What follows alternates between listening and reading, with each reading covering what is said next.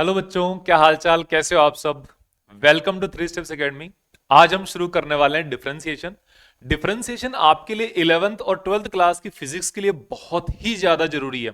इसके जो एप्लीकेशन है वो हमारे second chapter motion in straight line से ही स्टार्ट हो जाएंगे और 12th क्लास तक लगातार आपके लिए डिफरेंशिएशन चलेगा।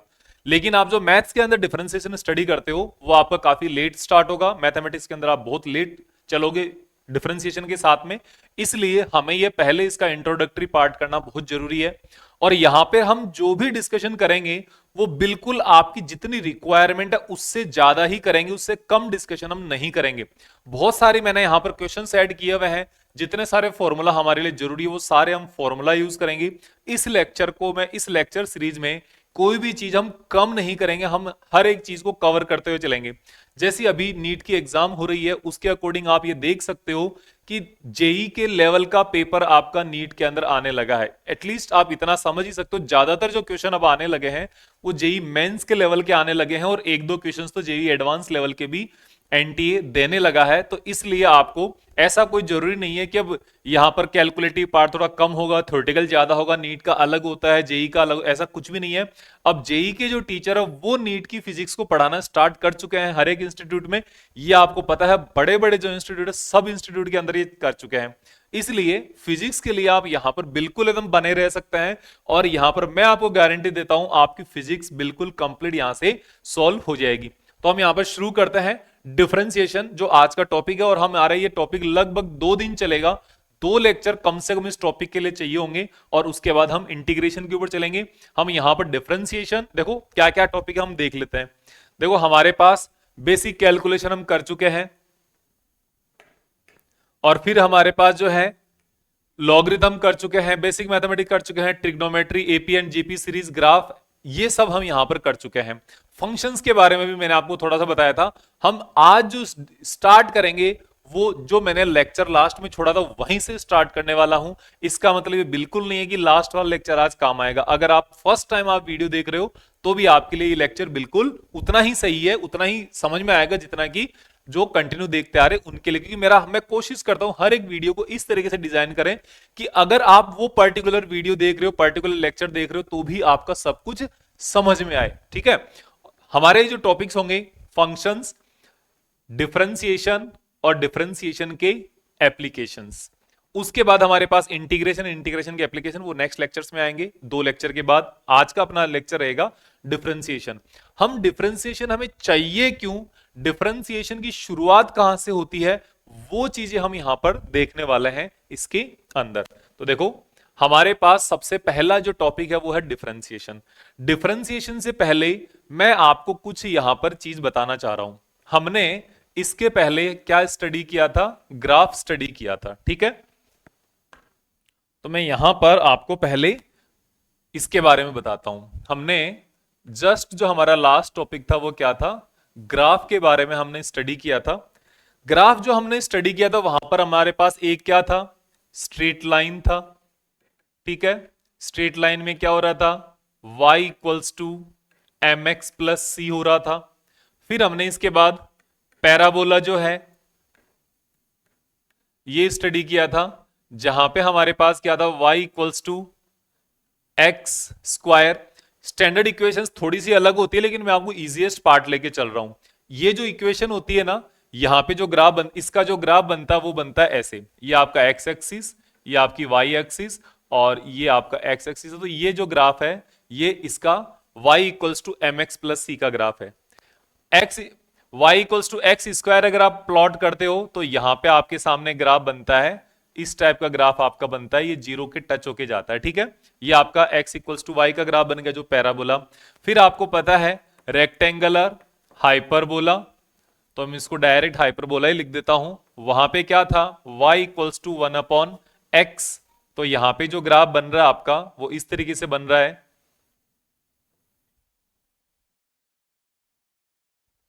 ये जो ग्राफ है वो इस तरीके से बन रहा था, ये हाइपरबोला का।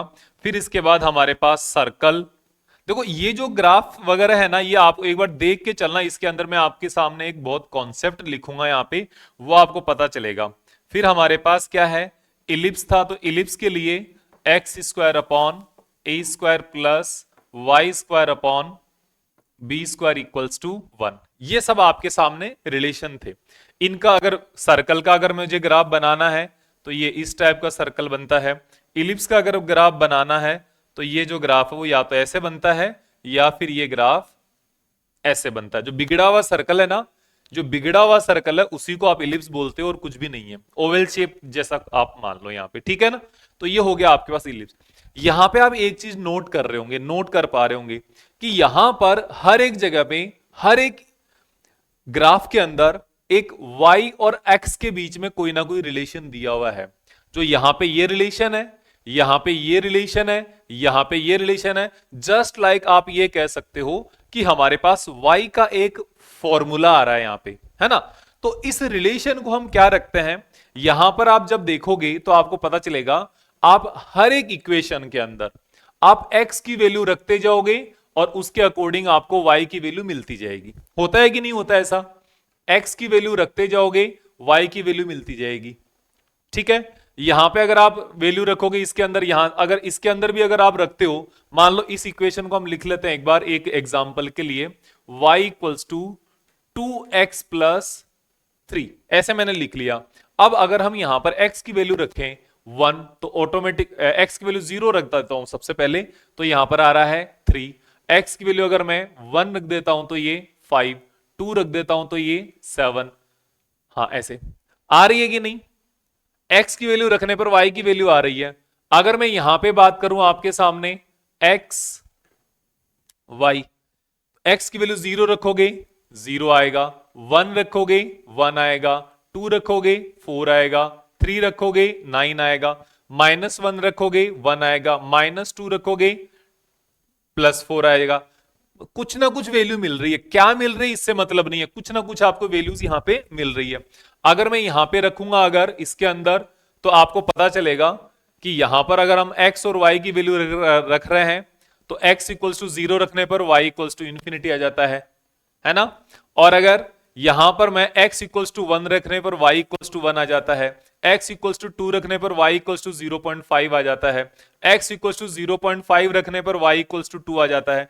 मतलब हम कुछ भी x की वैल्यू रखेंगे उसके साथ साथ हमें y की वैल्यू मिल रही है यहां पे। इसका मतलब क्या हुआ, यहां पर x हम खुद से चेंज कर सकते हैं पहली बात, और y, x को तो हम चेंज कर रहे हैं, x क्या है, एक वेरिएबल है ना। कैसा वेरिएबल? ये अपने आप से, इसकी इंडिपेंडेंट वैल्यू आप कोई भी वैल्यू रख सकते हो, इसकी आप कोई भी वैल्यू रख सकते हो।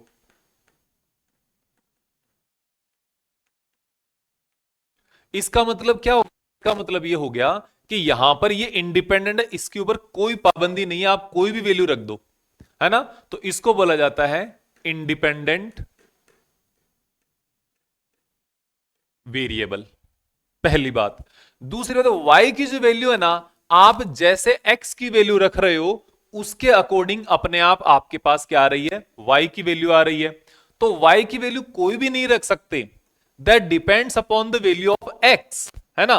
तो यहां पे y क्या हो गया, ये हो गया आपके लिए डिपेंडेंट वेरिएबल, y हो गया डिपेंडेंट वेरिएबल। अब ऐसा नहीं है कि यहां पर y y y लिखा हुआ तो इनके बराबर ही होगी। यहां पे आपको कुछ y इक्वल्स टू कुछ नजर आ रहा है क्या? आपको नजर नहीं आ रहा, लेकिन मुझे नजर आ रहा है। कैसे? यहां पर अगर मैं चाहूं तो मैं ऐसे लिख सकता हूं y square equals to a square minus x square, मैं x को उधर ले गया। फिर y इक्वल्स टू अगर मैं लिखता हूं तो अंडर रूट ए स्क्वायर माइनस एक्स स्क्वायर, ऐसे मैंने लिख दिया, तो भी ये y की वैल्यू तो बनी गई ना। मतलब y का कोई ना कोई रिलेशन मिला कि नहीं मिला आपको? आपको यस सर मिल गया। अगर मैं इसको अगर यहां से लिखना चाहूं तो यहां पर भी आपको y और x का कोई ना कोई वैल्यू मिलेगी। आपको ऐसे कैसी बात कर रहे हो सर? यहां पे भी मिलेगी। देखो पूरी इक्वेशन को आप b से मल्टीप्लाई कर दो, पहले तो आप उसको उधर भेज दो, तो आपके सामने आ गया y square upon b square. देखो यहां से करना स्टार्ट करता हूं, आपके सामने आ गया y square upon b square equals to 1 minus x square upon a square, और यहां से आपके सामने आ गया y इक्वल्स टू, ये जो bni है यहां पे सबके साथ मल्टीप्लाई हो जाएगा, b square 1 minus x square upon a square और इसका अंडर रूट। ये y इक्वल्स टू ये आया कि नहीं आया, यहां पर भी आ गया। यहां पर भी आप चाहो तो x की वैल्यू रखो, आपको अपने आप y की वैल्यू मिलती रहेगी। समझ में आ गया? तो ये सब जो चीजें है ना, यहां पे x की वैल्यू रखने पर y की वैल्यू मिल रही है। इसका मतलब x और y के बीच में क्या है, यहां पे एक रिलेशन है। x और y के बीच में एक यहां पे रिलेशन है, relation between x and y। और इसी रिलेशन को आप क्या बोलते हो यहां पे, फंक्शन। जितने भी रिलेशन होते हैं ना, सारे रिलेशन फंक्शन नहीं होते, कुछ एक रिलेशन होते हैं जो फंक्शन होते हैं, जो मैंने यहां पर आपको बता दिए। और इस टाइप के फॉर्मूला तो हम जितने भी लिखते हैं ना, वो सारे के सारे फंक्शन में आ जाते हैं। अब फंक्शन का मतलब क्या हुआ? फंक्शन का मतलब यह हुआ कि आप किसी एक की वैल्यू रख रहे हो और दूसरे की वैल्यू आपको यहां पर मिल रही है। तो आपके पास यहां पे क्या आ गया, अब एक फंक्शन नाम, है ना। Function is a kind of relation between, is a kind of relation between x and y। इन दोनों के बीच का एक ये रिलेशन हो गया। अब ये रिलेशन कुछ भी हो सकता है। अगर मैं ये लिख दूं y equals to mx plus c या 2x प्लस 3 जैसे अभी लिखा था, ये भी एक फंक्शन है। अगर मैं लिख दूं y equals to 2x square, ये भी एक फंक्शन है। y equals to 2x cube plus 2, ये भी एक फंक्शन है। अगर मैं ऐसे लिख दूं y equals to sine x, क्या ये फंक्शन है क्या? साइन x, x और y के बीच में रिलेशन है कि नहीं, पहले तो ये बताओ। यस है। आप x की वैल्यू रख सकते हो क्या यहां पर? आप बिल्कुल रख सकते हो। x की वैल्यू आपने रखी 0, साइन 0 की वैल्यू कितनी आती है? 0, तो y की वैल्यू भी 0 हो गई ना। x की वैल्यू आपने रखी 30 डिग्री, या आप रखते हो यहां पे, मान लो इसमें पाई अपॉन 6 रख सकते हो ये वैल्यू।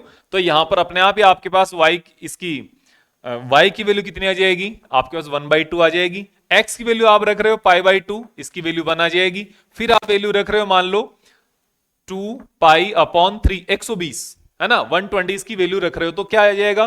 फिर ये वैल्यू फिर से अंडर रूट 3/2 आ जाएगी। अगर आप इसकी वैल्यू पाई रख रहे हो 0 आ जाएगी, मतलब बदलती रहेगी इसकी वैल्यू। और यहां पर x की वैल्यू रखने के साथ साथ y की वैल्यू आ रही है। सिमिलरली अगर आप लिख देते हो यहां पर y equals to cos x, y equals to tan x, कुछ भी रख दो, x की वैल्यू रखने पर y की वैल्यू आ रही है। सिंपल सी बात है। इसीलिए इनको कहा जाता है क्या? फंक्शन कहा जाता है इनको सबको। फंक्शन केवल इतने ही नहीं होते, ये सिंपलेस्ट फंक्शन है जो हम बात करते हैं, ये हमारे सामने आएंगे। कैसे? एक मैं आपको तरीका बताता हूं। हम लिखते हैं वेलोसिटी। वेलोसिटी सबने सुना है, इसके बारे में तो आपको कोई आगे पीछे का पढ़ने की जरूरत नहीं है ना। वेलोसिटी इक्वल्स टू होता है डिस्प्लेसमेंट अपॉन टाइम। तो v इज इक्वल्स टू क्या हो गया? x upon T. x displacement हो जाएगा, आप इसको x भी लिख सकते हो, आप इसको s भी लिख सकते हो, आप इसको r भी लिख सकते हो। आपने डिस्प्लेसमेंट को जिस भी फॉर्म में रिप्रेजेंट किया है ना, वो यहां पे आ जाएगा। तो ये क्या हो गया? जो v है किस पे डिपेंड कर रहा है? r पे डिपेंड कर रहा है कि नहीं कर रहा है? बिल्कुल कर रहा है। फिर इसके साथ जो v है वो किस पे डिपेंड कर रहा है? t पे डिपेंड कर रहा है कि नहीं कर रहा है? बिल्कुल कर रहा है। तो ये फॉर्मूला ही तो है ना, r और t दोनों पे डिपेंड कर रहा है। कौन? v। समझ में आया? फिर हम एक बात ये भी करते हैं कि हमारे पास जो डिस्प्लेसमेंट होता है वो टाइम के साथ साथ बढ़ता है कि नहीं बढ़ता है। मैं आज यहां पे खड़ा हूं, अगर मैं मोशन में हूं तो मैं आज यहां पे खड़ा हूं, मोशन में अगर हूं तो मैं आधा घंटे के बाद थोड़ी दूर चला जाऊंगा, 5 मिनट के बाद थोड़ी कम दूर चला जाऊंगा, ठीक है। और इसको भी, ये भी क्या है, टाइम के और डिस्प्लेसमेंट के बीच में क्या एक रिलेशन है। जैसे जैसे टाइम बढ़ेगा डिस्प्लेसमेंट बढ़ता जाएगा, डिस्टेंस ट्रेवल बढ़ती जाएगी। तो ये क्या है, यहां पे अलग अलग टाइप के फंक्शन है। चलो एक बात हमने देख ली, यहां पे फंक्शन समझ में आ गया ना। तो फंक्शन में क्या हो गया हमारे पास, फंक्शन को जो रिप्रेजेंट करने का तरीका है ना, वो भी सुन लो। फिर अब जो हमारे पास फंक्शन को मैंने लिखा है, ये फंक्शन किसके साथ चेंज हो रहा है, ये बताओ। ये फंक्शन की वैल्यू किसके साथ चेंज हो रही है? ये हो रही है एक्स के साथ साथ। मतलब एक्स एक इंडिपेंडेंट वेरिएबल है। वाई की वैल्यू किस पे डिपेंड कर रही है? एक्स पे डिपेंड कर रही है। फंक्शन किसके पे डिपेंड कर रहा है? एक्स पे डिपेंड कर रहा है, तो इसको रिप्रेजेंट किया जाता है एफ एक्स से, एफ एक्स। तो इसको मेरे पास लिखने का एक और तरीका क्या हो गया? एक तो तरीका हो गया y equals to m x plus c, एक तरीका ये भी हो गया f x equals to m x plus c, या फिर मैं ऐसा भी लिख सकता हूं f x equals to 2x plus 3, या फिर मैं ऐसा भी लिख सकता हूं f x is equals to 2x cube plus 2, या फिर मैं बीच में ऐसे भी लिख सकता हूं 2x स्क्वायर। चाहे आप इसको y में लिखो, चाहे आप इसको fx में लिखो, एक ही बात है, कोई फर्क नहीं पड़ता, है ना। लेकिन हम यहां पर इसको ज्यादातर किस में लिखेंगे? y के अंदर ही लिखेंगे। अब इसको fx लिखने का मतलब क्या है? f का मतलब क्या है? यहां पे इसका मतलब है फंक्शन, x का मतलब क्या है? Of x। तो fx का मतलब क्या हो गया? पूरे का, पूरे को हम एक साथ कैसे लिखेंगे? It is a function of x, कि ये ऐसा फंक्शन है जिसके अंदर आप x की वैल्यू रखोगे तो उसके साथ साथ आपको y की वैल्यू मिलती जाएगी, जैसे कि यहां पर आपने किया था, या फिर यहां पर आपने ये वैल्यू निकाल के देखी है सबकी, आपने x की वैल्यू रखी, y की मिलती गई। आप कहोगे सर y की भी तो रख सकते हैं, फिर x की मिल जाएगी। मिल जाएगी, मिल जाएगी, ऐसा हो सकता है, लेकिन जो हमारी फिजिकल जो प्रोसेस होती है ना, मतलब हमारे फिजिक्स का जो काम होता है, केवल फिजिक्स का ही नहीं, इंजीनियरिंग में जितने भी ब्रांचेस सभी का जो काम होता है, वहां में कुछ चीजें होती है जिन जो हमारे कंट्रोल में नहीं होती, जैसे कि टाइम। टाइम पर डिस्प्लेसमेंट डिपेंड करता है या डिस्प्लेसमेंट पर टाइम डिपेंड करता है? ये बताओ। मतलब टाइम पास हो रहा है और मैं चल रहा हूं, मैं चलने से रुक जाऊंगा, मेरा डिस्प्लेसमेंट में रोक दूंगा, तो क्या टाइम आगे नहीं बढ़ेगा? बिल्कुल बढ़ेगा, है ना। वही चीज है, टाइम है वो किसी के बस का नहीं है, टाइम अपने आप चलता रहेगा, चलता रहेगा, चलता रहेगा। तो टाइम एक इंडिपेंडेंट वेरिएबल हो गया, टाइम वेरिएबल है, चेंज हो रहा है और इंडिपेंडेंट, किसी के बस में नहीं है। लेकिन डिस्प्लेसमेंट बस में है टाइम के, डिस्प्लेसमेंट टाइम के ऊपर डिपेंड करेगा, जितना ज्यादा टाइम होगा उतना ज्यादा डिस्प्लेसमेंट बढ़ता जाएगा, डिस्टेंस बढ़ती जाएगी, है ना। ऐसे यहां पर अलग अलग है। तो x को हमने मान लिया कि वो क्या है? इंडिपेंडेंट वेरिएबल है। y क्या मान लिया हमने? Dependent variable. मतलब कोई दो में से किसी एक की वैल्यू हमारे कंट्रोल में है, एक हमारे कंट्रोल में नहीं है, इस तरीके से मानो। चलो आपने अगर ये मान लिया तो अब एक चीज और समझना होगा यहां पे। क्या? अगर आपने y इक्वल्स टू कोई भी एक फंक्शन लिख दिया, जैसे मान लो ये आपने एक फंक्शन लिख दिया, तो क्या इसका ग्राफ बनाया जा सकता है क्या? बिल्कुल बनाया जा सकता है। इसका जो आप ग्राफ बनाओगे तो यहां पर आप x इक्वल्स टू 0 रखोगे तो y इक्वल्स टू कितना आ रहा है? 3 आ रहा है। मतलब ये 3 से स्टार्ट होगी और ये इस तरीके का यहां पे आपका सामने एक ग्राफ बनेगा। इसका स्लोप फाइंड आउट करना आता है क्या आपको? आपको यस सर बिल्कुल आता है। आप इसका स्लोप फाइंड आउट कर लोगे। कैसे करोगे? आप यहां पर ये एंगल फाइंड आउट कर लोगे, आप यहां पर ये एंगल है ये फाइंड आउट कर लोगे, आप यहां पर ये एंगल है ये फाइंड आउट, आप कहीं पर भी फाइंड आउट करो, ये एंगल आने वाला क्या है? सेम है। इसका मतलब आप यहां पर किसी एक जगह पर इस एंगल को फाइंड आउट कर लोगे और उसका टेन थीटा जो होगा वही इसका स्लोप होगा। तो इसका स्लोप फाइंड आउट करने के लिए सिंपल सा आपके पास तरीका है, इसका टेन थीटा फाइंड आउट करोगे। टेन थीटा फाइंड आउट करने के लिए क्या है? यहां पर आपने एक थीटा कंसिडर किया जिसका एक पॉइंट आपके पास ये है, इस पॉइंट को आप क्या लिखते हो? ये पॉइंट है x1 y1, ठीक है। फिर हमारे पास दूसरा पॉइंट है ये, इसको आप लिखते हो x2 y2, क्योंकि यहां से जब x1 से स्टार्ट हुआ तो x की वैल्यू अगर चेंज होगी उसके साथ साथ y की भी तो चेंज होगी। अगर मैं x की वैल्यू 0 रखा तो y की वैल्यू 3 आई, x की वैल्यू अगर 2 रख दूंगा तो यहां पे y की वैल्यू कितनी आ जाएगी? 4 7, और x की वैल्यू अगर मान लो मैं 4 रख देता हूं, यहां पे 4 रख दूंगा तो y की वैल्यू कितनी आ जाएगी? 11 आ जाएगी। तो यहां पे x के साथ साथ y भी चेंज हो रहा है, x अगर दूर जा रहा है तो y भी तो ऊपर चढ़ेगा, सीधी सी बात है। तो यहां पर आपको पता है ये जो डिस्टेंस है ना आपके सामने, स्लोप क्या आएगा? Slope will be tan theta. इस एंगल का टेन थीटा कैलकुलेट कर लो, वो आपका स्लोप आ जाएगा।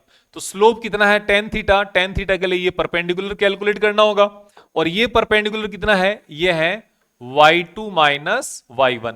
कि भाई यहां से ये टोटल डिस्टेंस में से इस वाले को सब्ट्रैक्ट कर दो तो ये बच जाएगी y2 माइनस y1, यही तो बचेगी।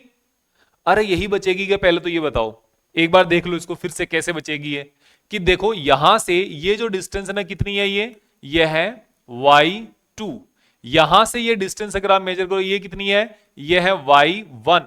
तो ये डिस्टेंस कितनी आई, y2 माइनस y1 ही तो आई ना। तो ये आपके सामने आ गया y2 minus y1 perpendicular divided by base. Base कौन सा है, बेस ये है। ये कितना है, ये देखो यहां पे x डिस्टेंस कितनी है, यहां से फाइनल डिस्टेंस ये है x2, और यहां से इसकी डिस्टेंस कितनी है, ये है x1। तो ये वाली डिस्टेंस आएगी आपके सामने x2 minus x1।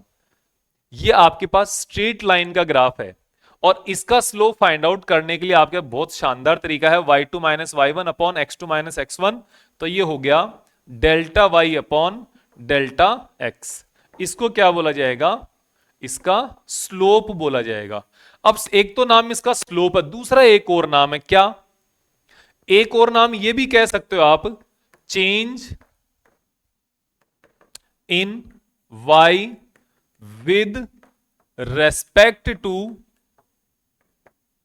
Change in x। Change in y with respect to change in x, ये क्या हो गया, ये हो गया आपके लिए इसका स्लोप। लेकिन अगर हम यहां पर कुछ चेंज कर देता हूं मैं, थोड़ा सा चेंज करने पर क्या आया, मेरा जो फंक्शन है ना ये बदल गया थोड़ा। ये फंक्शन इसलिए बदल गया क्योंकि यहां पर हमारे पास और टाइप के ग्राफ भी हो सकते हैं। जरूरी नहीं है कि मेरे पास ग्राफ स्ट्रेट लाइन ही आए हमेशा। जरूरी है क्या कि ग्राफ ऐसा ही बने और हमेशा एंगल कांस्टेंट ही रहे। ग्राफ ऐसा भी तो बन सकता है भाई, ग्राफ ऐसा भी तो बन सकता है, ग्राफ ऐसा भी तो बन सकता है, ग्राफ ऐसा भी तो बन सकता है, किसी भी टाइप का बन सकता है ग्राफ। तो जिस टाइप का ग्राफ बनेगा मुझे स्लोप तो उसका फाइंड आउट करना पड़ेगा। और इस ग्राफ का अगर स्लोप देखोगे आप, तो इसका स्लोप तो यहां पे स्लोप देखोगे अगर, तो यहां पे तो इसका स्लोप ऐसे नहीं, मैं ऐसे फाइंड आउट कर लेता हूं इजी वाला। यहां पे अगर आप देखोगे तो आपको ये थीटा दिखाई दे रहा है, यहां पे अगर आप देखोगे तो आपका थीटा ये ज्यादा दिखाई दे रहा है, यहां पे देखोगे तो थीटा और ज्यादा दिखाई दे रहा है, यहां से अगर देखोगे तो थीटा बिल्कुल कम दिखाई दे रहा है। यहां पर तो थीटा टाइम टाइम के साथ साथ क्या हो रहा है, चेंज हो रहा है। तो इसके अंदर थीटा कैसे मेजर करोगे, इसका थीटा कैसे बता पाओगे आप। तो इसका थीटा या इसका स्लोप बताने के लिए आपको क्या करना पड़ेगा, क्या इसमें ऐसा कर सकते हो कि एक पॉइंट आपने यहां पर ले लिया x1 y1, दूसरा पॉइंट आपने यहां पर ले लिया x2 y2, इन दोनों का आपने यहां पर ये एंगल बना लिया और इस एंगल का ये परपेंडिकुलर मान लिया, इसको आप बेस मान लिया, और फिर ये ट्रायंगल। लेकिन ट्रायंगल तो फिर ये हो गया, इसका स्लोप ये थोड़ी हुआ, ये थोड़ी हुआ एंगल, इसका तो एंगल ये बनेगा। अगर आपने उस फॉर्मूला से यहां पे अगर आपने स्लोप फाइंड आउट करना चाहा गलती से मान लो, तो यहां पे तो फिर ये एंगल इसका आ गया, ये वाला एंगल थोड़ी आया है। तो इस टाइप के ग्राफ का स्लोप फाइंड आउट करने के लिए हमें कैसे करना है, तो इसका स्लोप कैसे होगा, ये देखो। इसका स्लोप होगा हमारे पास कि जिस भी पॉइंट पर मुझे यहां पर लगातार ये स्लोप फाइंड आउट करना है, तो उस पॉइंट की टेंजेंट बनाओ। इस पॉइंट की टेंजेंट क्या, इसको जस्ट टच करने वाली जो लाइन होगी ना वो, और ये लाइन इस एक्स एक्सिस पर जितना एंगल बनाएगी उतने एंगल का हमें स्लोप मिलेगा उस पर्टिकुलर पॉइंट पे। तो यहां पे तो स्लोप ये है, और यहां पे अगर मैं बात करूंगा तो ये स्लोप, ये टेंजेंट ये है, उस पॉइंट को जस्ट टच करके निकले वो वाला पॉइंट होता है ना। तो यहां पर आपका स्लोप ये हुआ, इन दोनों के बीच में स्लोप बीच में आएगा, यहां पर अगर मैं बनाऊं तो स्लोप ये होगा, तो इसका तो स्लोप बदलते जा रहा है। तो इसके स्लोप को फाइंड आउट करने के लिए हम क्या करते हैं, ऐसे हम नहीं फाइंड आउट करते एक पॉइंट यहां मान लो, एक पॉइंट यहां मान लो, कर लो, नहीं। इसके लिए क्या करते हैं, इसके लिए हमारे पास दूसरा तरीका है। इसके लिए हमारे पास जो तरीका है वो यह है कि भाई एक काम करो कि यहां पर आपने मान लिया एक्स वाई, ठीक है। दूसरा आपने यहां पे मान लिया एक्स वाई। एक बात बताओ, आगे वाला जो एक्स वाई है वो पहले वाले से थोड़ा बड़ा होगा कि नहीं होगा? होगा ना। यहां पे चेंज कितना, डेल्टा एक्स है। अगर ये मान लो इसको अगर मैं एक्स लिख दूं तो इसको क्या लिखना पड़ेगा, x two equals to delta x plus x लिखना पड़ेगा क्या, ये बताओ भाई। X two minus x one क्या है, डेल्टा है। अगर x two minus x one equals to delta x है तो x equals to x one plus delta x आएगा कि नहीं आएगा, ये बता दो। आएगा। तो मेरे पास अगर ये एक्स है तो इसको एक्स प्लस डेल्टा एक्स लिख सकते हैं कि नहीं, बिल्कुल लिख सकते हैं। और यहां पर y2 माइनस वाई वन कितना है, डेल्टा y है। तो y2 इक्वल्स टू कितना, y1 प्लस डेल्टा y आएगा कि नहीं आएगा, बिल्कुल आएगा। तो यहां पर भी जो y कोऑर्डिनेट है ना इसका, वो कितना y प्लस डेल्टा y हो जाएगा कि नहीं हो जाएगा, बिल्कुल हो जाएगा। तो क्या आप यहां पर इसका स्लोप फाइंड आउट करने के लिए ये वाला ट्रायंगल काम में ले सकते हो? ये तो नहीं ले सकते, अभी जस्ट बात करी है। चलो इसका तो काम हम यूज नहीं कर सकते, लेकिन इसको मैं बनाऊंगा। लेकिन बनाऊंगा क्यों, आपको याद रहे कि ये ऐसा ट्रायंगल हम नहीं बना सकते। ओके, तो इसको हम क्या बना देते हैं, अलग से एक, आप जस्ट आपके लिए, सिर्फ और सिर्फ आपके लिए ये जो पॉइंट है ना इसको हमने बना दिया। आपको याद रहेगी एंगल बनेगा तो इसका बनेगा, लेकिन अब ये एंगल ये तो लेना नहीं है। तो हम क्या करेंगे, देखो हम इसको, ये वाला जो है ना, इसको हम इधर नजदीक लेके आते जाएंगे।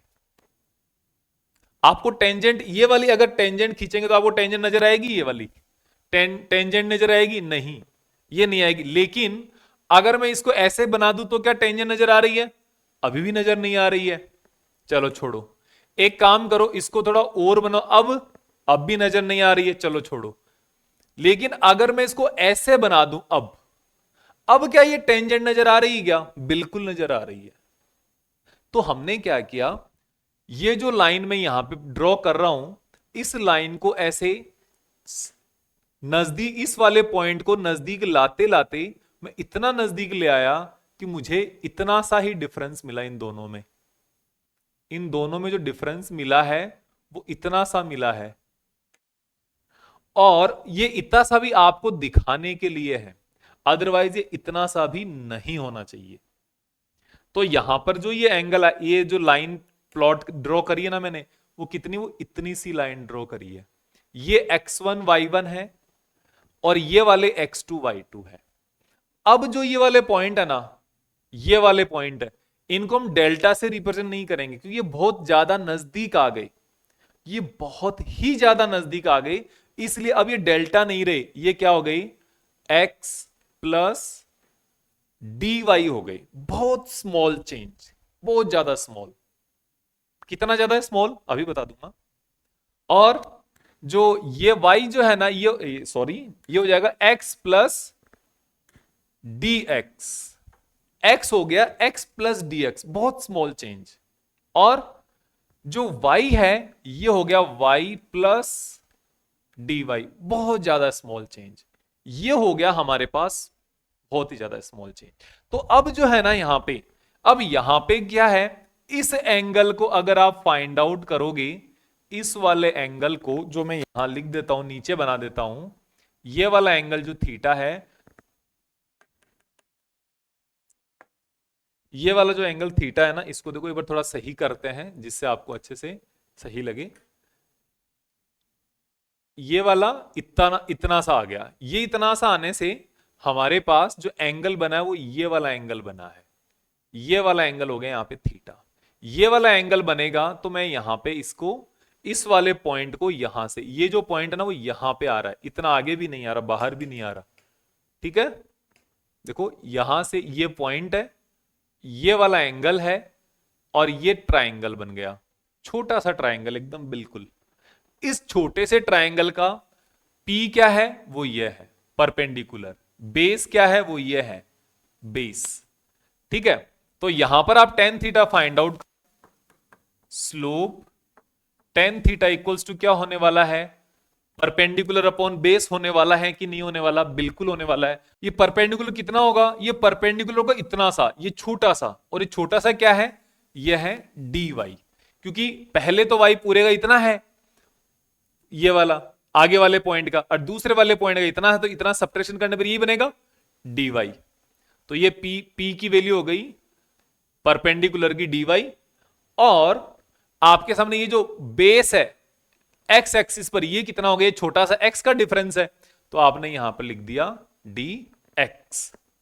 अब इसका मतलब भी क्या है, इसका मतलब यही है change in y with respect to change in x, कि एक्स के साथ साथ वाई में कितना चेंज हो रहा है वो फाइंड आउट कर लो, आपका स्लोप फाइंड आउट अपने आप हो जाएगा, है ना। तो इसका मतलब यह है स्मॉल, इसका मतलब यह है change in y with respect to very small change in x. Small का क्या सिग्निफिकेंस है, वो ये सिग्निफिकेंस अब यह है कि यहां पर आपको पता है कि आपने एक्स में कहां से कहां तक पहुंचे, एक्स में आप यहां से मान लो एक्स इक्वल्स टू 2 से x इक्वल्स टू 4 पर पहुंचे, मान लो, ठीक है। तो y में कहां से, y में आप y इक्वल्स टू 7 से 11 तक पहुंच गए, यस और नॉट। लेकिन वो चीज यहां पर कैसे कैलकुलेट करोगे, यहां पर अगर x1 की वैल्यू आपके पास मैं 2 बता दूं, अगर मैं यहां पर आपको x1 की वैल्यू 2 बता दूं, तो क्या आप x2 की वैल्यू बता सकते हो कितनी आगे है, बहुत छोटी सी आगे है, ये कितनी है, इतना सा 2.00000 कहीं जाके 1 लिखा जाएगा, इतना सा आगे है। उसके कोरस्पॉन्डिंग y में कितना है, y मान लो आपके पास यहां पर y1 की वैल्यू तो आपके सामने कितने आ गई, सपोज 7 आ गई, तो y2 की वैल्यू कितनी है, y2 की वैल्यू कहीं पर 7.000 जाके 1 आएगी। तो ये छोटा सा जो वेरी स्मॉल जो चेंज फाइंड आउट करने के लिए हम क्या यूज करते हैं, डिफरेंशिएशन यूज करते हैं। अब मैं आपको बता देता हूं डिफरेंशिएशन क्या होता है।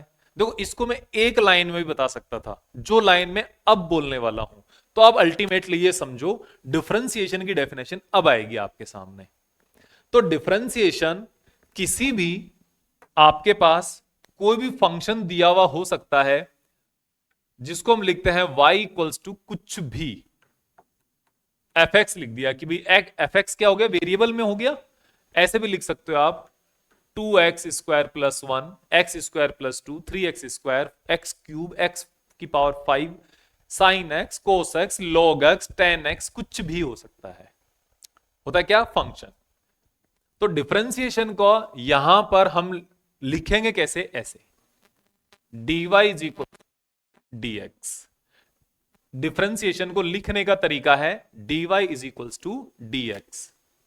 इसमें से y क्या है, y is a function of x, या इसको आप ऐसे लिख दोगे, कैसे, फॉर्मूला, कोई भी फॉर्मूला होगा in terms of x, x की टर्म्स में ये कोई भी एक फॉर्मूला हो सकता है, ठीक है। तो ये तो हो गया y,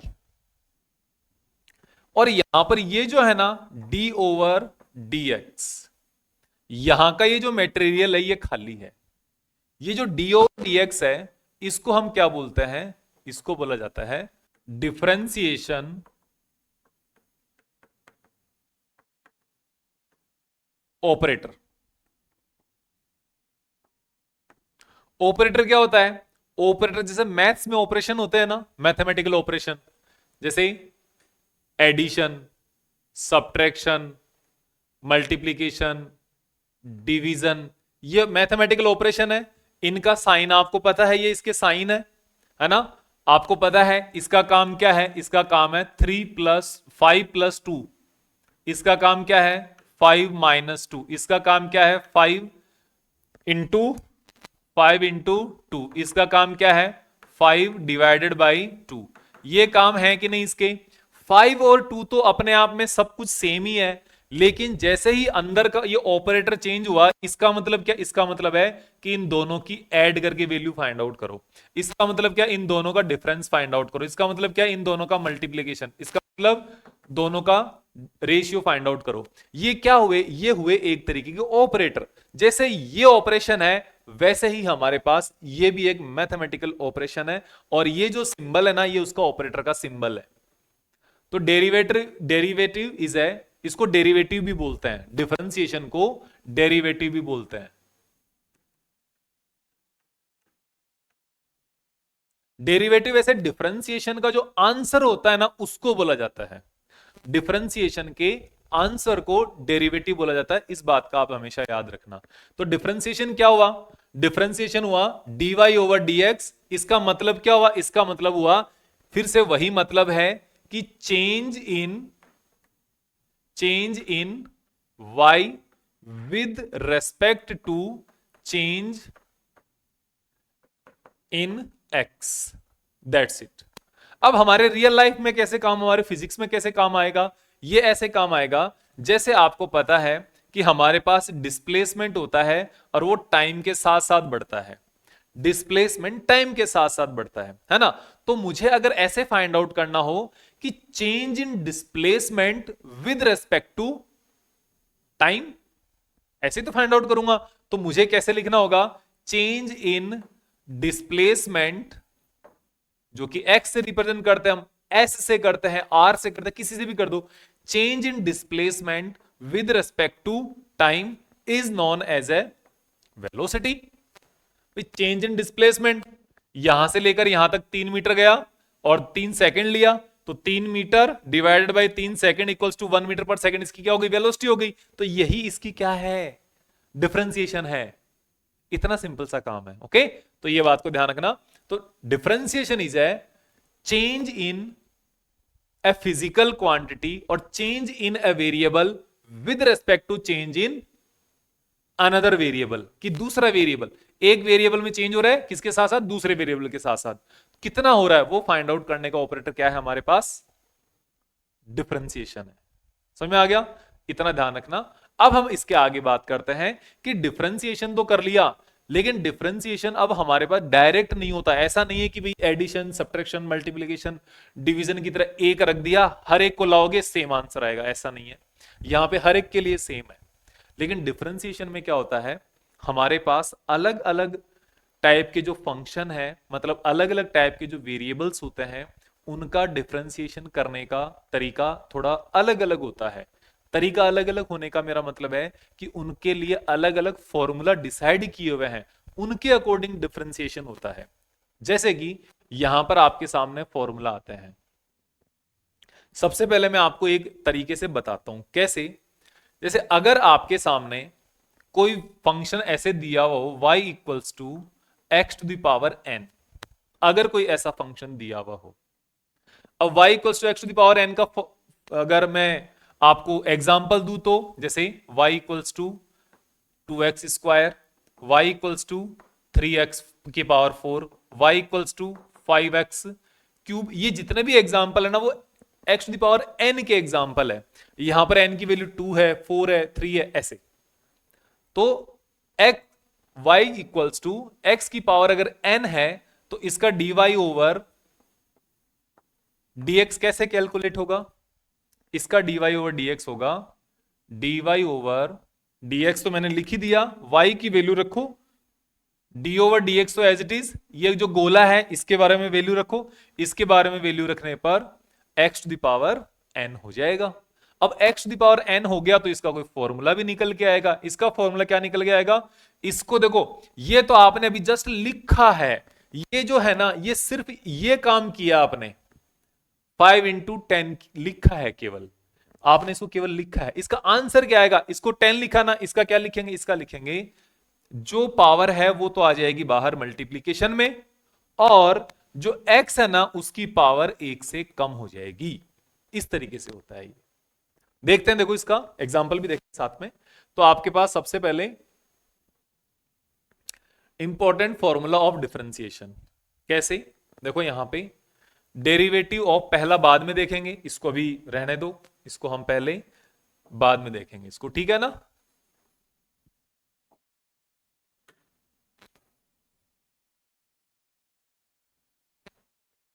पहले इसको देखो,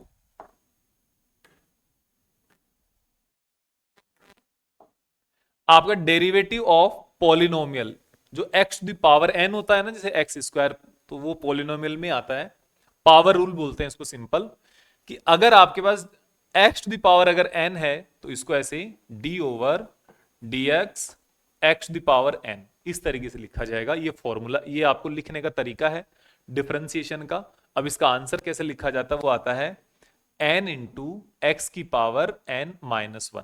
जो आपके पास जो पावर n है वो पहले मल्टीप्लीकेशन में आ जाएगी, और जो x की पावर होगी ना वो 1 से कम हो जाएगी।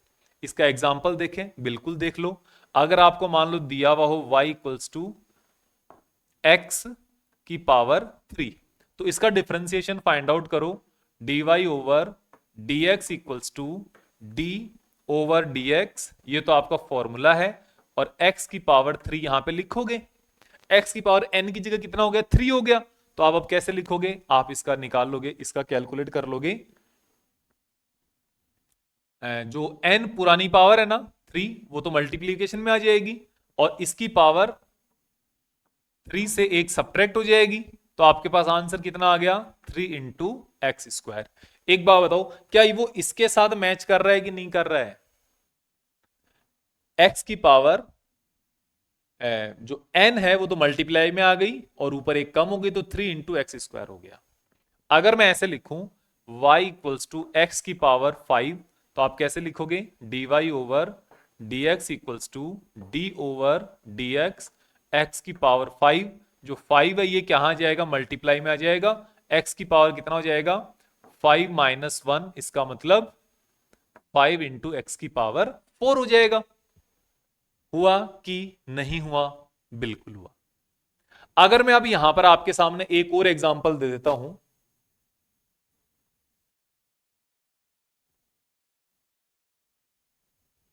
कि सपोज आपको कैलकुलेट करना है x, तो यहां पर dy over dx find out करो।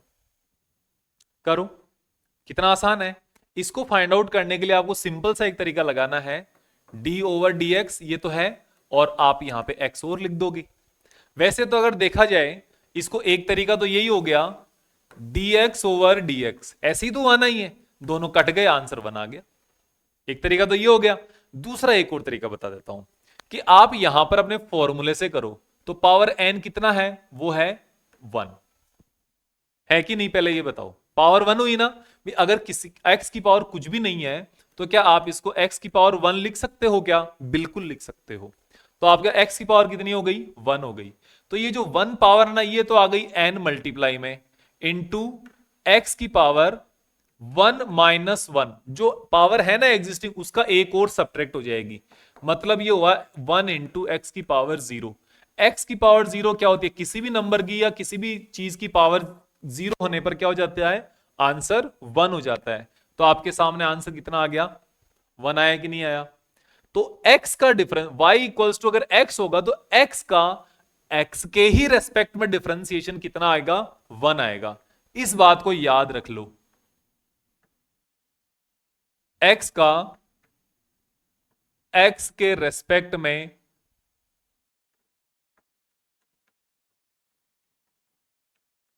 डिफरेंशिएशन कितना आ गया, 1 होता है।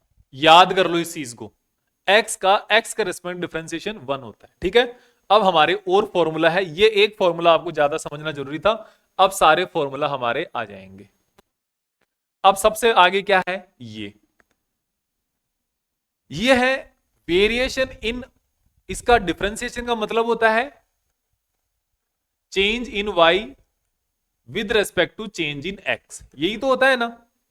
तो अब देखो, डेरिवेटिव ऑफ कांस्टेंट, अगर x की जगह हमारे पास y इक्वल्स टू कोई एक कांस्टेंट वैल्यू आए, कांस्टेंट का डिफरेंशिएशन कितना? 0 हमेशा। अगर कांस्टेंट आए तो उसका डिफरेंशिएशन देखते ही 0 कर देना। अब कांस्टेंट कैसे हो सकता है? मान लो हम x के रेस्पेक्ट में हम डेरिवेटिव कर रहे हैं, तो y इक्वल्स टू 3 4 साइन 60। 3 4 में 3 भी कांस्टेंट है, 4 भी कांस्टेंट है। साइन 60 की वैल्यू कितनी होती है? √3/2। ये भी तो कांस्टेंट ही हुआ। अगर मैं लिखूं पाई, क्या ये कांस्टेंट है? क्या बिल्कुल कांस्टेंट है, क्योंकि इसकी वैल्यू भी 3.14 फिक्स होती है। एक मैंने आपको e के बारे में बताया था, e के एक्सपोनेंशियल होता है, इसकी वैल्यू भी कितनी होती है? 27, यही होती है 1.71। ये भी कांस्टेंट है। इसके अलावा मान लो कोई √2 आ गया, √10 आ गया, ये सब क्या है? यहां पे कांस्टेंट है। ए बी सी, ए हो गया, बी हो गया, सी हो गया, ये सब क्या है? कांस्टेंट है। लेकिन ये उस समय कांस्टेंट है जब आपके पास डिफरेंशिएशन जिसका हम कर रहे हैं वो दूसरा हो। जैसे डिफरेंशिएशन हम एक्स के रेस्पेक्ट में कर रहे हैं, तो एक्स के अलावा जितनी भी क्वांटिटीज बच जाएगी ना, जो सारी क्या हो जाएगी? कांस्टेंट हो जाएगी। ओके, ध्यान रखना। फिर हमारे पास क्या है? इसका कांस्टेंट का 0। फिर हमारे पास x to the power n का n into x to the power n-1। ठीक है। फिर अपने पास डेरिवेटिव ऑफ कांस्टेंट मल्टीप्लाई। जैसे आपके पास ये वेरिएबल है u, ठीक है, और इसके साथ में एक कांस्टेंट मल्टीप्लाई करा हुआ है, तो क्या करना है? इस कांस्टेंट जो मल्टीप्लाई करा हुआ ना, इसको तो बाहर लेके आ जाना है, जो यहां लेके आ गया मैं, और u का डिफरेंशिएशन कर देना है इज्जत से। कैसे? देखो एग्जांपल, ये ऐसे होगा। अगर आपके पास ऐसा दिया हुआ है y इक्वल्स टू 5x³, तो आपको क्या देखना है? d/dx 5x³ है ना, 5x³ एज इट इज लिख दिया। इसके बाद क्या करना है? 5k का काम करेगा, तो ये 5 को पहले बाहर लेके आओ, फिर क्या बचेगा? d/dx ऐसे, है ना। अब एक चीज यहां पे आपको थोड़ा सेपरेट करनी है, कंफ्यूज नहीं होना है। कैसे? यहां पर मैंने बोला इसका derivative of constant equals to 0, लेकिन यहां पर डेरिवेटिव ऑफ कांस्टेंट नहीं है, क्योंकि कांस्टेंट ये k जैसे ही x के साथ मल्टीप्लाई होने लगता है, वैसे ही पूरा जो मटेरियल है ना वो x इंटू 5 होता है। तो k अकेला नहीं है, तो k का तो नहीं होगा, k को एज इट इज छोड़ दो, लेकिन x का इंटीग्रेशन या डिफरेंशिएशन करना पड़ेगा। तो हमें किसका डिफरेंशिएशन करेंगे? x का डिफरेंशिएशन करेंगे। वो हमारे साथ एज इट इज उसको छोड़ देना पड़ेगा, वो पहले बाहर ले आओ उसको। अब इसका डिफरेंशिएशन करोगे तो 5 इंटू n की वैल्यू 3 है, x की पावर 3 -1, तो 5 इंटू 3 x²। 5 इंटू 3 को मल्टीप्लाई करोगे तो 15x²। कितना आसानी से हो गया कि 5 को बाहर ले आए, x³ हो गया, तो x³ का डिफरेंशिएशन करोगे तो 3 इंटू एक्स की पावर 3 -1, तो 5 इंटू 3 और x², तो 5 इंटू 3 को 15 लिखोगे कि नहीं लिखोगे? है ना। तो ये आपका आंसर हो गया। फिर हमारे पास इसके कुछ क्वेश्चन है, इनके ऊपर क्वेश्चन ये हैं, बहुत आसान आसान क्वेश्चन है। देखो यहां पे ये किसका हो गया? ये आ गया कांस्टेंट का। ये क्या है? कांस्टेंट है, d/dx k वाला फॉर्मूला हो गया, तो 0। ओके। b का देखते हैं। b क्या कह रहा है? √2 है, तो ये भी क्या हो गया? d/dx k 0। इसका देखते, अब यहां पे देखो ये x to the power n का आ गया ना, x to the power n का फॉर्मूला लगेगा, तो क्या है formula? n into x to the power n-1। ये शुरुआत में 10-20 क्वेश्चन करो ना, तो फॉर्मूला सामने लिख के रखो, अपने आप याद हो जाएगा। तो यहां पे 5 into x to the power 5-1, तो 5 इंटू एक्स की पावर 4, सिंपल। नेक्स्ट हमारे पास d equals to d into under root x, तो अंडर रूट एक्स का मतलब क्या हो गया? अंडर रूट एक्स का मतलब हो गया डी ओवर डी एक्स, ये तो as it is. Under root x का मतलब हो गया पावर हाफ, आधी। लगा दो फॉर्मूला। फॉर्मूला लगाने पर आपके सामने क्या आ गया? एन तो बाहर आ गया, जो पावर है वो तो बाहर आ गया, और आ गया एक्स की पावर जो भी है उसमें से एक सब्ट्रैक्ट करना है, एन इंटू एक्स की पावर एन माइनस वन। तो एन की वैल्यू यहां पे कितनी है? यहां पे एन की वैल्यू हाफ है, आधी है, 1/2 है। तो काम प्रोसेस वही रखना है। तो इसका मतलब क्या हो गया? इसका मतलब हो गया 1/2 एक्स की पावर, देखो 1/2 माइनस वन क्या होता है? -1/2 होता है कि नहीं?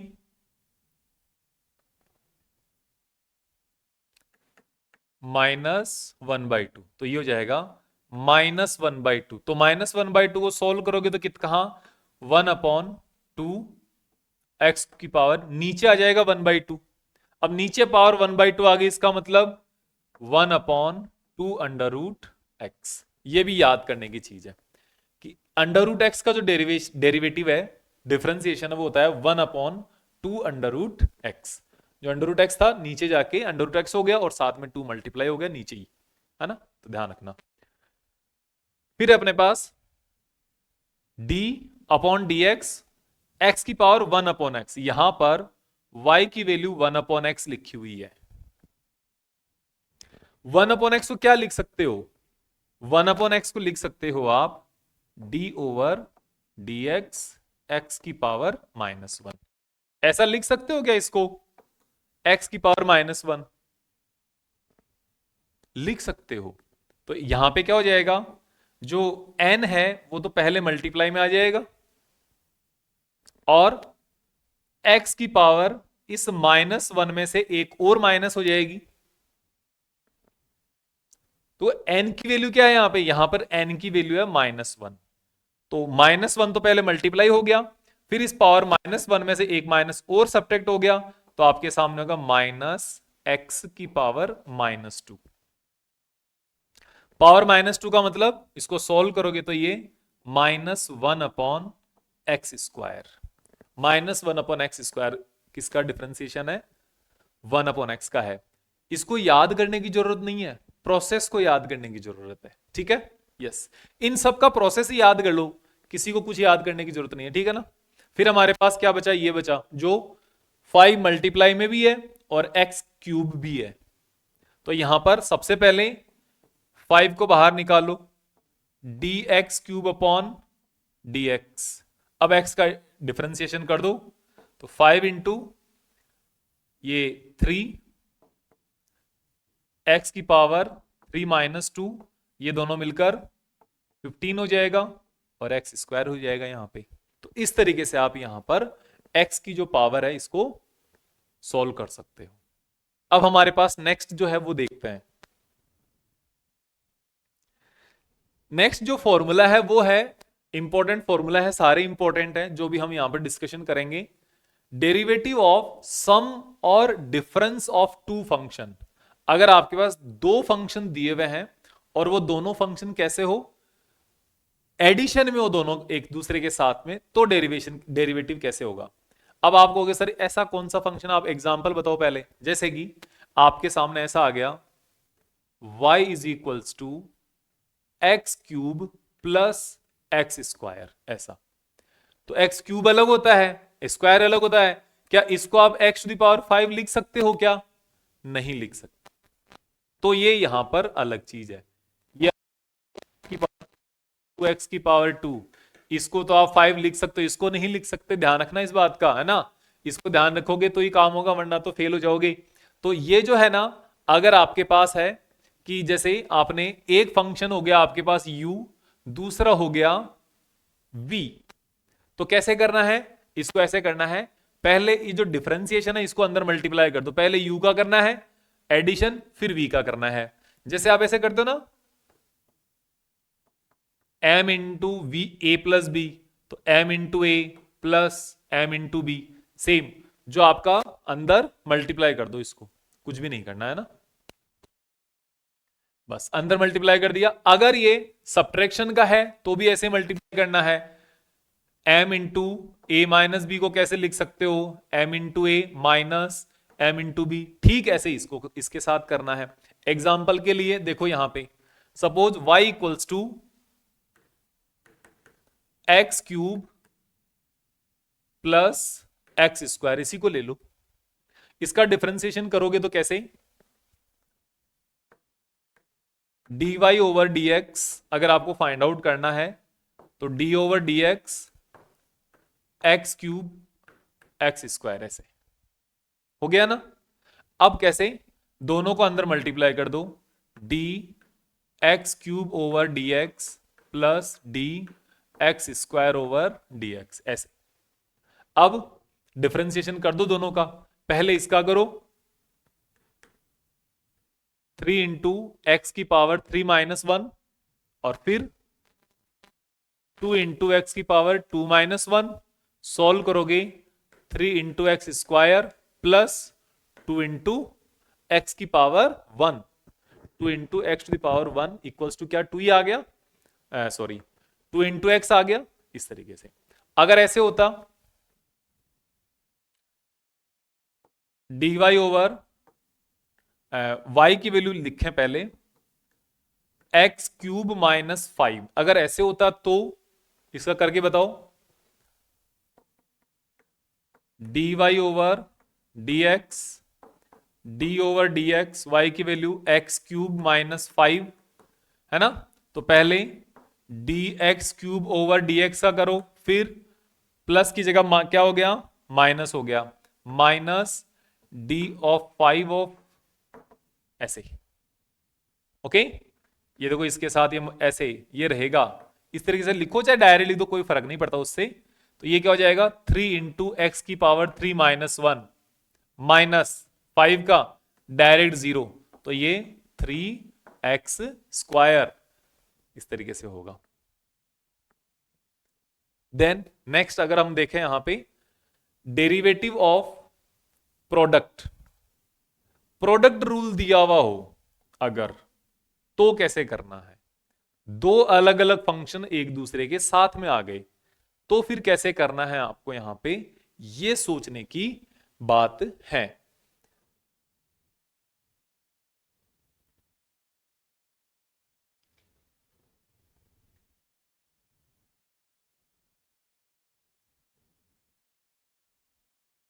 तो देखो ये क्या होगा, जब हमारे पास दो फंक्शन है और वो दोनों एक दूसरे के साथ मल्टीप्लाई में आ जाए, ये क्या फंक्शन थोड़े अलग अलग टाइप के हो सकते हैं।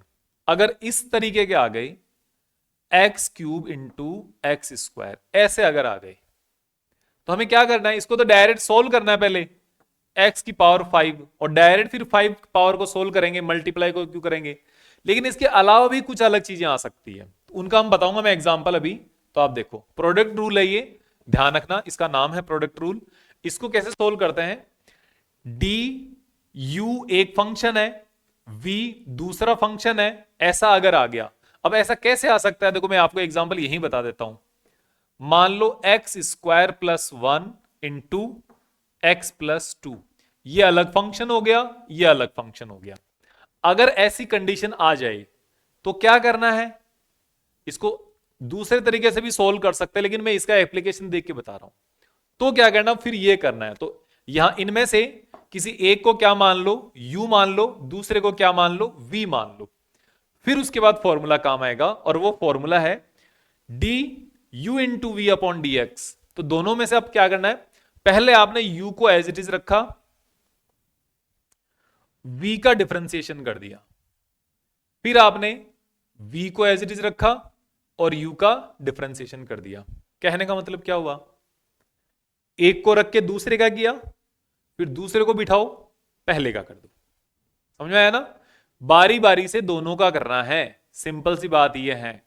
अगर 3 आ जाए तो बारी बारी से तीनों का डिफरेंशिएशन करना है, 2 को बिठाओ एक का डिफरेंशिएशन, 2 को बिठाओ फिर अगले 2 को बिठाओ दूसरे का डिफरेंशिएशन, फिर लास्ट वाले 2 को बिठाओ पहले का डिफरेंशिएशन, ऐसे। तो यहां पे क्या आ गया, u इंटू वी का आने पर पहले u को एज इट इज बिठाओ, चाय पानी पिलाओ, नाश्ता पानी कराओ, दूसरे वाले को डिफरेंशिएशन कर दो, लगाओ उसके, फिर दूसरे वाले को बिठाओ, बेचारे को चाय पानी पिलाओ, नाश्ता पानी कराओ, पहले वाले का डिफरेंशिएशन कर दो, उसको लगाओ, जो करना इलाज करो उसका। शॉर्ट में अगर लिखें तो देखो डिफरेंशिएशन को शॉर्ट में लिखने का एक और तरीका आ गया। कैसे? जैसे आप लिखते हो ना dy ओवर dx, y क्या होता है? ये कोई फंक्शन होता है, इसको fx लिखते हैं, है ना? तो y एक फंक्शन है, तो इसका डिफरेंशिएशन करने के बाद जो टर्म आती है उसको क्या लिखते हैं हम? y dash. इसको y प्राइम भी बोलते हैं, y प्राइम भी बोल दिया जाता है, y डैश भी बोल दिया जाता है।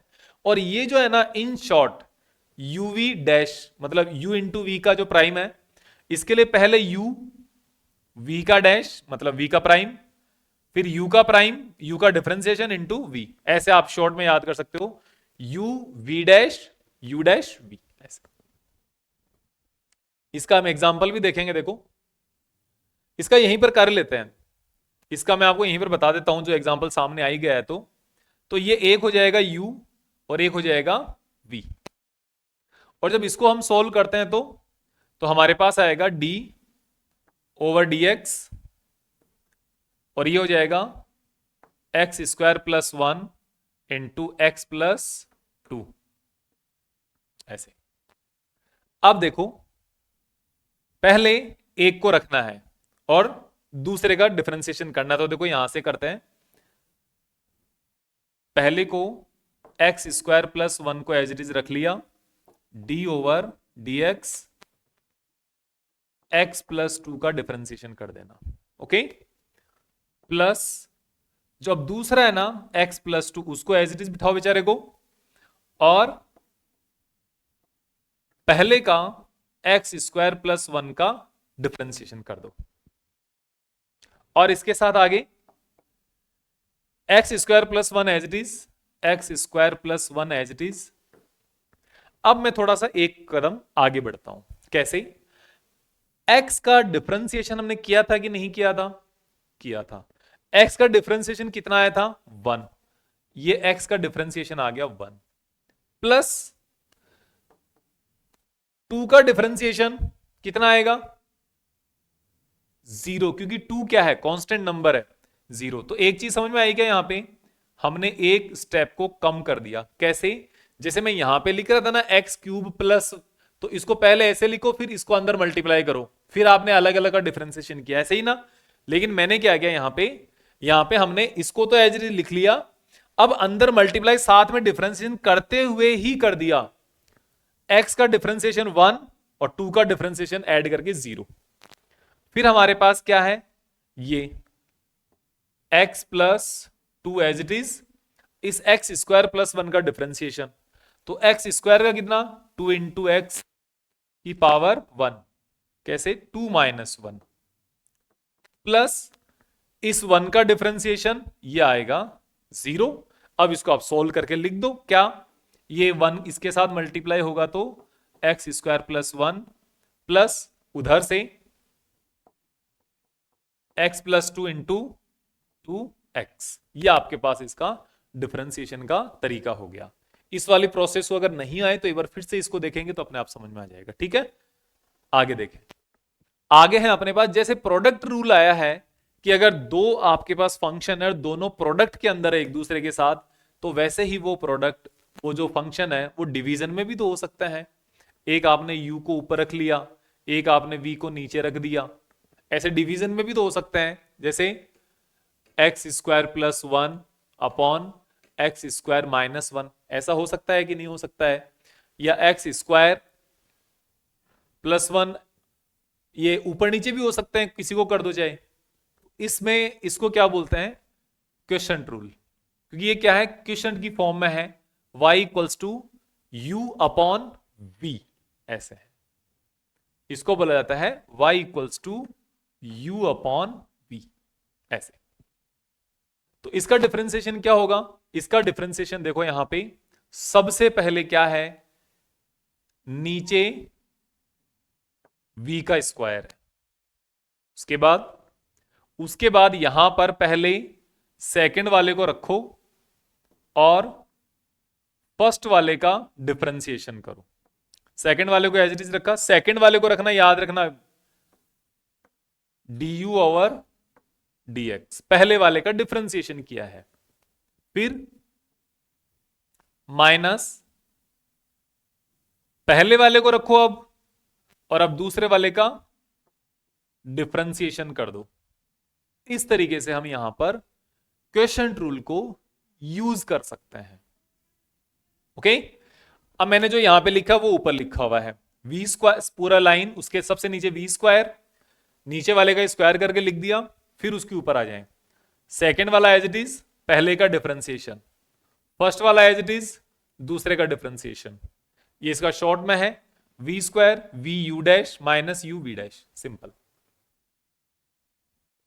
उसका करके देखो, देखें, मैं आगे एग्जाम्पल बताता हूं आपको। ये देखो, ये है आपके पास एक फंक्शन, इस वाले फंक्शन का है ना, इसका तो हम डायरेक्ट कर सकते हैं, ये वाले का तो कोई दिक्कत नहीं है, उसका भी हम डायरेक्ट कर सकते हैं। इसको थोड़ा लिख के देखते हैं। y इक्वल्स टू तो गिवन है dy ओवर dx, इसका मतलब क्या है देखो, इसको लिखने का ऐसे दिया जाता है x की पावर 5 प्लस 15/4 x की पावर 4 माइनस 7। ओके, तो यहां पर सिंपल जो तरीका है वो ये है, आपने इसको अंदर लिख दिया। अब अगर आप चाहो तो एक ऐसा काम कर लो, x की power 5 plus d over dx 15/4 x की power 4 plus d over dx 7। ये प्लस नहीं, फिर क्या हो जाएगा, ये माइनस हो जाएगा। ठीक है, आगे ये हो जाएगा 5 इंटू एक्स की पावर 5 माइनस 1। फिर अपने पास प्लस ये 15 है ना, 15/, तो पहले जो कांस्टेंट होता था जिसका डिफरेंशिएशन नहीं होना है, डिफरेंशिएशन होगा इस 4 वाले का, x की पावर 4 का, तो इसका होगा 4 पावर है वो मल्टीप्लाई में आ जाएगी, और x की पावर 4 माइनस 1 ऐसे हो जाएगी। फिर इसके बाद माइनस ये कांस्टेंट का डिफरेंशिएशन कितना हो जाता है, 0 हो जाता है। फिर आपके पास आ गया ये 5 इंटू एक्स की पावर 4, ये 4 और 4 कैंसिल आउट, तो प्लस 15 इंटू एक्स की पावर 3। ये आपके पास dy ओवर dx की वैल्यू है, डिफरेंशिएशन की वैल्यू है। ओके, ध्यान रखना। फिर हमारे पास ये आ गया, इसको जब हम सॉल्व करेंगे तो फॉर्मूला अपने पास dy ओवर dx का ही है, d ओवर dx y की जगह 2/x प्लस x/2। इसको थोड़ा सुंदर तरीके से लिखने का स्टाइल सीखो। कैसे, d ओवर dx 1/x को क्या लिख सकते हो, x की पावर -1 लिख सकते हो कि नहीं, बिल्कुल लिख सकते हो, और प्लस x/2, x/2 को तो कुछ करने की जरूरत ही नहीं है। अब आपके सामने क्या आ गया, d over dx 2 into x की power -1 plus d over dx 1/2 into x. इस तरीके से ये आपको मैं नर्सरी क्लास की तरह पढ़ा रहा हूं, ध्यान रखना, नर्सरी क्लास की तरह। फिर आप अभी 11th क्लास की साइंस की नर्सरी में ही हो, ये याद रखना आपको, साइंस तो यहीं से स्टार्ट हो रही है। अभी तक जो आपने पढ़ा था वो सब तो अलग ही है, जो आपने पढ़ा था वो सब बराबर है। ओके, तो यहां पे देखो 2 इंटू एक्स की पावर -1 है ना, तो 2 तो एज इट इज लिख दो। अब x की पावर -1 का डिफरेंशिएशन होगा, तो x की पावर -1 का डिफरेंशिएशन करने पर सबसे पहले -1 मल्टीप्लाई में, और फिर x की पावर -1 तो है पहले से, एक सब्ट्रैक्शन और करना है कि पावर एक डिक्रीज होती है ना, -1 आती है वो, प्लस ये 1/2 एज इट इज मल्टीप्लाई में, और x की पावर 1 है, तो x की पावर 1 में से कैसे करोगे, 1 तो मल्टीप्लाई में आ गया x की पावर का, और x की पावर 1 है जिसमें से एक आपको सब्ट्रैक्ट करनी है। या फिर आप ये कह सकते हो x की पावर 1 का यानी कि x का रेस्पेक्ट में डिफरेंशिएशन कितना होता है? 1 होता है। ओके, तो याद रखना इस चीज को। फिर आपके पास इसको जब सॉल्व करोगे तो 2 इंटू -1 इंटू एक्स की पावर -2 प्लस 1/2 1 इंटू एक्स की पावर 0। तो ये तो आपके पास 1/2 इंटू 1 हो जाएगा, तो 1/2 हो जाएगा। इधर अगर आप देखोगे तो आपके सामने क्या बनेगा? 2 इंटू -1 अपॉन एक्स स्क्वायर। तो सोल्व करने पर 2 upon -2 upon x square plus 1/2। यह आपके पास इसको सोल्व करने पर आ गया 2 upon x plus x upon 2, तो -1 एक्स स्क्वायर प्लस 1 अपॉन 2, है ना। ऐसा नहीं होता कि है ना ये फॉर्मूला अगर हम रेसिप्रोकल देख रहे हैं तो इसका अगर 1 आ जाएगा तो इसको भी 1 कर देंगे, ऐसा नहीं करना। जो फॉर्मूला आ रहा है सोल्व जो हो रहा है उसके अकॉर्डिंग सोल्व करना है। Okay, yes. ये देखो आपके पास वही जो आ गया, मैं आपको जो बता रहा था। तो इसको जब आपको सोल्व करना है तो कैसे? dy over dx। देखो अब यहां पे इसको मैं थोड़ा आपको शांति से बताता हूं कैसे करना है। यहां पर आपको यह देखना है, किसी एक को u कंसिडर कर लिया और किसी एक को v कंसिडर कर लिया। सबसे पहले आप u को एज इट इज रख लो। u को आपने रखा तो u क्या है? एक्स स्क्वायर प्लस 1, v का डिफरेंशिएशन किया d upon d x x cube plus 3 plus v को एज इट इज रखो x cube plus 3 into d upon d x square plus 1, ऐसे हो गया। ठीक है, अब क्या आएगा?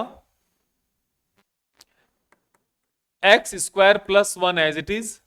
अब देखो इसको आप चाहो ना तो अंदर मल्टीप्लाई कर लो, आप अगर थोड़ी तकलीफ हो रही है, एक्स क्यूब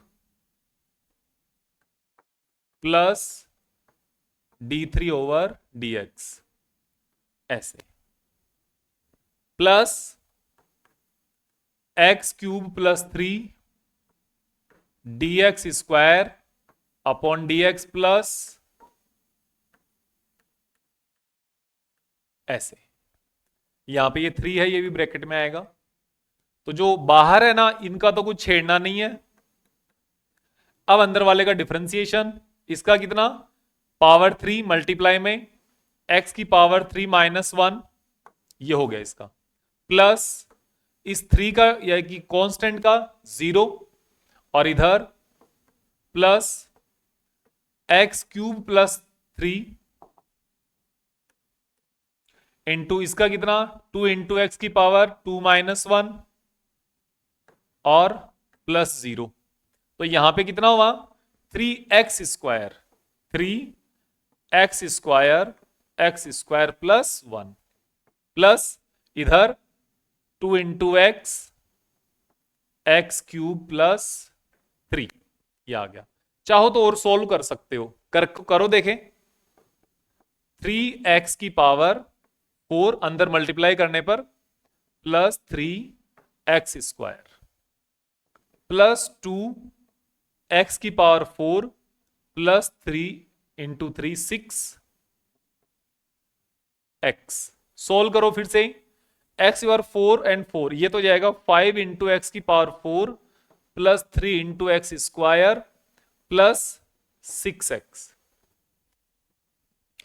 इसका फिर एक और तरीके से कर सकते हो। कैसे? ये तो मैंने आपको फॉर्मूला समझाने के लिए किया था पहली बार, आप इसको ऐसे भी सोल्व कर सकते हो। मल्टीप्लाई करो x की पावर 5, इसको और इसको मल्टीप्लाई करने पर प्लस x की पावर 3 1, फिर है 3 को मल्टीप्लाई करो प्लस 3x स्क्वायर प्लस 3, ये आपके पास यहां पर हो गई। इसका आप डायरेक्ट डिफरेंशिएशन करके देखो, देखें इसका डायरेक्ट डिफरेंशिएशन जब करोगे डी ओवर डी एक्स की power 5 x cube 3x square 3 ऐसे। और कैसे होगा डी ओवर डी एक्स, देखो आप चाहो ना यहां पे तो इसको अंदर मल्टीप्लाई करने की जरूरत नहीं है हर बार, जैसे मैंने यहां पे किया है यहां पे नहीं, आप डायरेक्ट उस स्टेप को स्किप करो। अब यहां से डायरेक्ट ये वाली चाहिए अब, है ना, तो ये करते हैं, देखो d ओवर डी एक्स, तो 5 है ना x की पावर 5 इंटू एक्स की पावर 5 माइनस 1 प्लस 3 एक्स की पावर 3 माइनस 1, 3 मल्टीप्लाई एक्स की पावर 3 माइनस 1, 3 तो गया, एक्स का 2 इंटू एक्स की पावर 2 माइनस 1 प्लस ये लास्ट 3 कांस्टेंट, इसका डिफरेंशिएशन 0 ऐसे। अब आगे देखो, ये हो जाएगा 5x की power 4 plus 3x square plus 6x। क्या इसके बराबर आ रहा है क्या आंसर? बिल्कुल आ रहा है। तो आप चाहे वैसे करो चाहे ऐसे करो, आंसर बराबर आना है। फिर मैंने ऐसे क्यों करवाया? आपको ये फॉर्मूला समझाने के लिए। क्या आपको फॉर्मूला समझाने के अलग तरीके नहीं है? हैं, लेकिन वो आपने अभी तक सीखे नहीं है, वो हम आगे सीखेंगे, आगे आएंगे अभी। ये आपका डिफरेंशिएशन का है, इसका तो यही तरीका है, इसका तो यही तरीका है। डिफरेंशिएशन वाले में क्या है, इसको आप क्या मान लो, u कंसिडर कर लो, इसको v कंसिडर कर लो। ओके, फॉर्मूला हमेशा याद रखना, जब भी u अपॉन v का आए फॉर्मूला पहले लिख लो v स्क्वायर, है ना, माइनस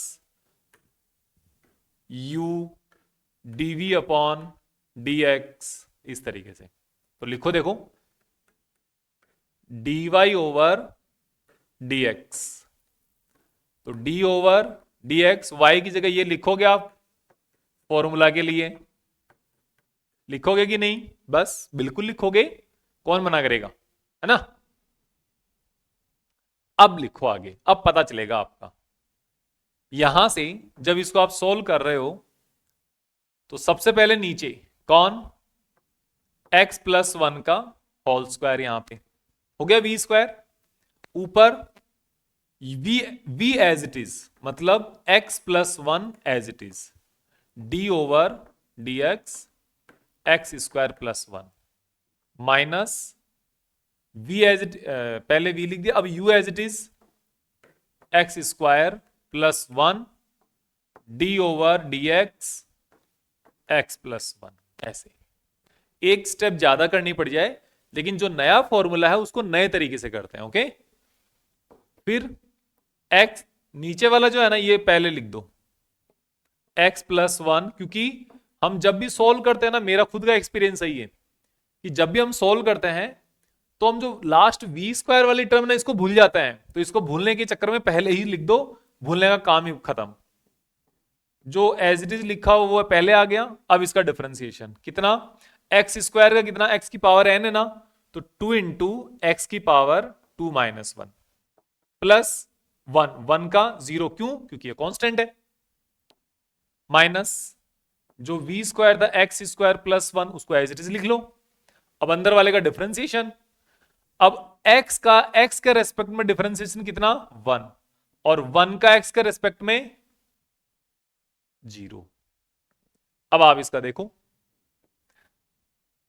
इसको सॉल्व करोगे तो ये आएगा 2 into x plus 1, 2 not only 2, तो इसको सॉल्व करते 2 into x, 2 into x x plus 1 minus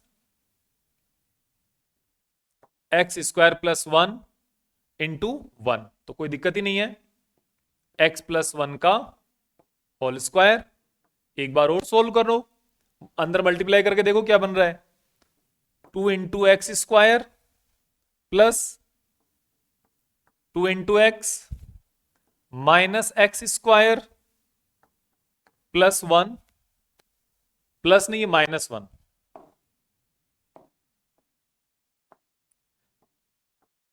-1, ये जो है ना, ये माइनस दोनों के साथ मल्टीप्लाई हो जाएगा अंदर, फिर बनेगा x+1 होल स्क्वायर। खत्म, टाटा बाय बाय। कैसे? देखो, ये -2x है, ये +2x² है, ये है आपके पास x, तो ये क्या बनेगा?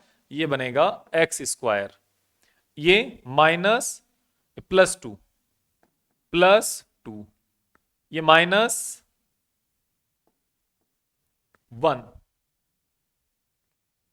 एक सेकेंड, इसको फिर से देख लेते हैं। 2x² +2 -x² -1, ठीक है, कोई दिक्कत नहीं है, अपॉन x+1 होल स्क्वायर, और ये 2x है ना, ध्यान रखना, ये 2x है यहां पे, और ये आपके सामने इसका फॉर्मूला आ गया। इस तरीके से इसको आप सॉल्व कर सकते हो कि यहां पर आपका ये जो है ना v² है, ये v² है, और नीचे भी v² है, तो v² को मत छोड़ना, तब सही रहेगा। फिर आगे है नेक्स्ट, ये सेम वैसा ही है, सेम वैसा ही है, इसको करके देखो एक बार, ये आपके लिए है। नेक्स्ट आगे देखते हैं, आगे हैं अपने पास ये ट्रिग्नोमेट्रिक फॉर्मूला, इनको यूज करके हम कल करेंगे। ओके, इसको हम नेक्स्ट लेक्चर में करेंगे, क्योंकि ट्रिग्नोमेट्रिक फॉर्मूला का फिर से इंपॉर्टेंट होता है ये, तो इसका हम नेक्स्ट लेक्चर में करेंगे। आज के लेक्चर में इतना ही।